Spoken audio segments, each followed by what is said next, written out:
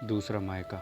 संयुक्त परिवार में पली बड़ी लता बहुत ही संस्कारी थी, सबकी चहेती थी वह। भगवान ने भी रंग रूप देने में कोई कसर नहीं छोड़ी थी।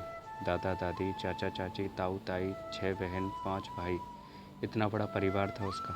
परिवार में इतनी बेटियां होने के कारण शीघ्र ही उनका विवाह कर दिया जाता था। लता भी अब शादी की उम्र में आ चुकी थी। हालांकि अभी वह केवल 19 बरस की ही थी, किंतु विवाह के लिए अब उसका नंबर आ गया था।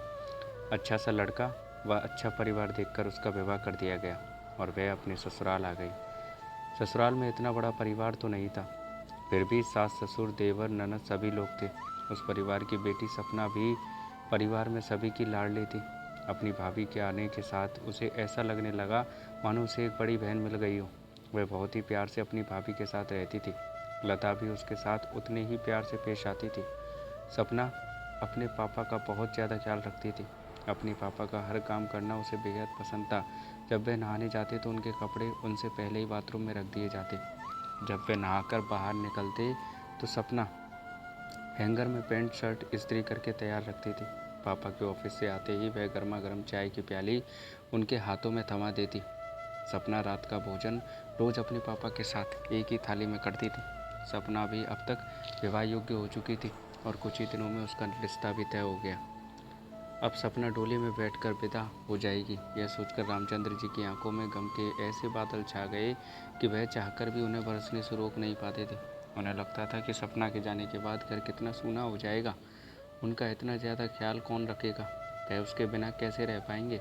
यही सब ख्याल उनकी रातों की नींद उड़ा चुके थे। एक दिन सपना ने अपने पापा से कहा, पापा मैं शादी नहीं करूँगी। रामचंद्र जी चौंक गए। क्या हुआ सपना, ऐसा क्यों बोल रही हो बेटा? पापा मैं आपके बिना रहने की कल्पना मात्र से ही सिहर जाती हूँ। मैं आपसे दूर नहीं जाऊँगी, फिर मेरे पापा का ख्याल कौन रखेगा? सपना बेटा, हर बेटी को एक ना एक दिन विवाह के बंधन में बंधकर ससुराल तो जाना ही पड़ता है।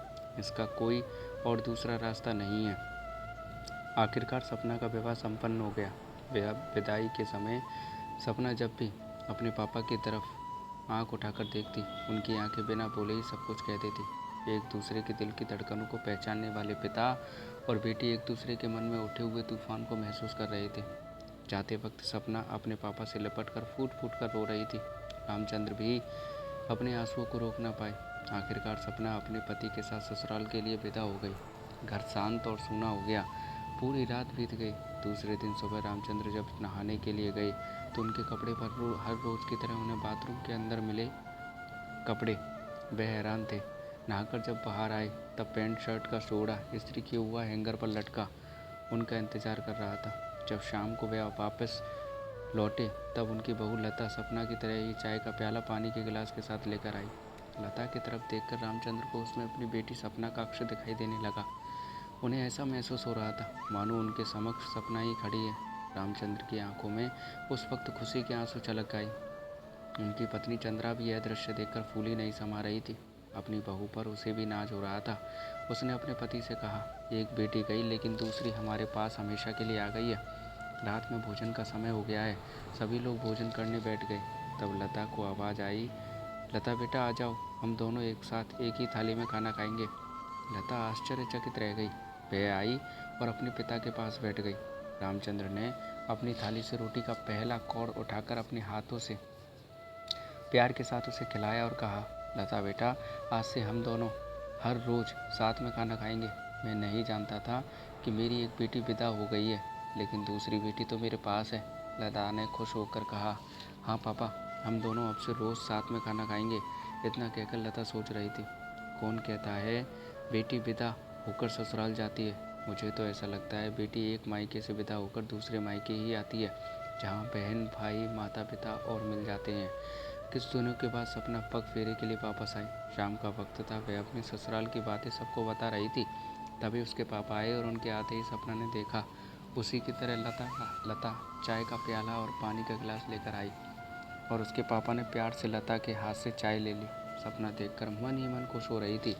रात के भोजन के समय वह अपने पापा के पास आकर बैठ गई। तभी उसके पापा ने आवाज़ लगाई, लता बेटा आ जाओ। और रामचंद्र की तरफ लता और दूसरी तरफ सपना दोनों ही उनके साथ खाना खा रहे थे। आज यह दृश्य देखकर सपना बेफिक्र थी कि उसके पापा का ख्याल रखने के लिए उसकी भाभी है, जो पापा को कभी दुखी नहीं होने देगी और उसकी कमी हमेशा पूरी करती रहेगी।